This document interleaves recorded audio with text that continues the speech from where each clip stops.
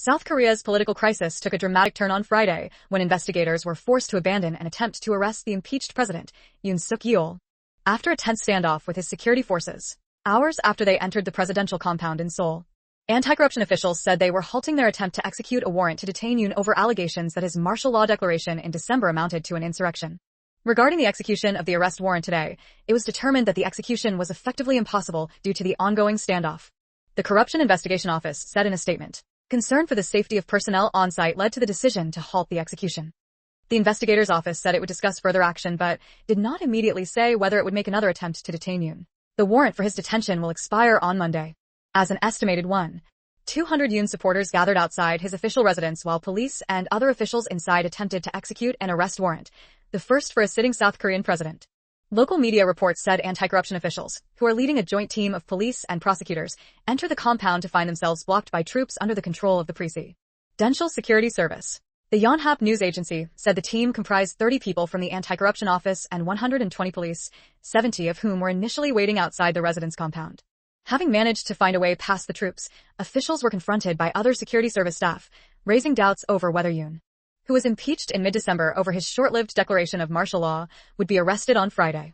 The warrant was issued on Tuesday after Yoon again ignored a court order to submit himself for questioning over the insurrection allegations.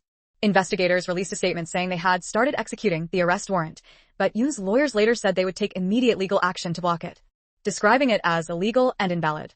The lawyers said the warrant could not be enforced at the presidential residence due to a law that prevents locations potentially linked to military secrets from being searched without the consent of the person in charge. In this case, Yoon Suk Yeol, one of the lawyers, said the anti-corruption agency's efforts to detain Yoon were reckless and showed an outrageous disregard for the law.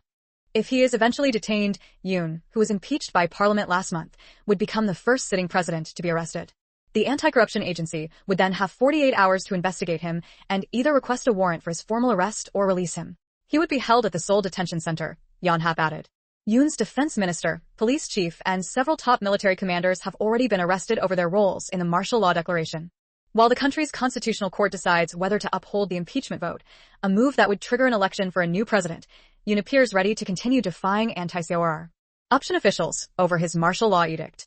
He declared martial law on December 3rd in an attempt to root out what he described as anti-state pro-North Korean forces, a reference to opposition MPs in the National Assembly.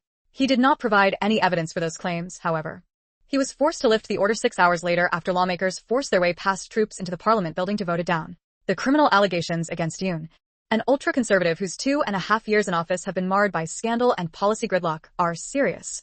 Insurrection is one of the few crimes from which South Korean presidents do not have immunity and comes with penalties that can include life imprisonment or even the death penalty.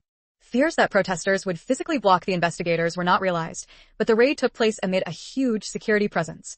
The broadcaster White Hien reported that 800 police had been mobilized in the area, along with 135 police buses that have been positioned to create a barrier. Protesters have maintained a round-the-clock vigil outside the residence, and the atmosphere was charged. A makeshift stage hosted impassioned speeches, with one woman appearing to break down in tears when describing Yoon's situation. Another declared, "Ladies and gentlemen, President Yoon is truly remarkable. I love President Yoon Suk Yeol."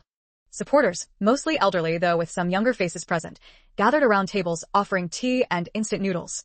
Many in the crowd insisted Yoon's martial law declaration had been constitutional and justified. One pro-Yoon protester was heard saying to fellow demonstrators that they had to block the investigators with our lives. Others chanted, "President Yoon Suk Yeol will be protected by the people," and called for the head of the corruption office to be arrested. Payong Ginsu, 74. Said the police had to be stopped by patriotic citizens, a term Yoon has used to describe people standing guard near his residence. Holding a U.S.-South Korea flag with the words "Let's go together" written on it in English and Korean, Pyong said he hoped Donald Trump would come to Yoon's aid after he becomes president later this month. "I hope after Trump's inauguration, he can use his influence to help our country get back on the right track," he said. Yoon, who's been holed up inside his residence since his impeachment, had previously told supporters in a letter he would fight until the end. "I am watching on YouTube Live all the hard work you are doing," he wrote late on Wednesday.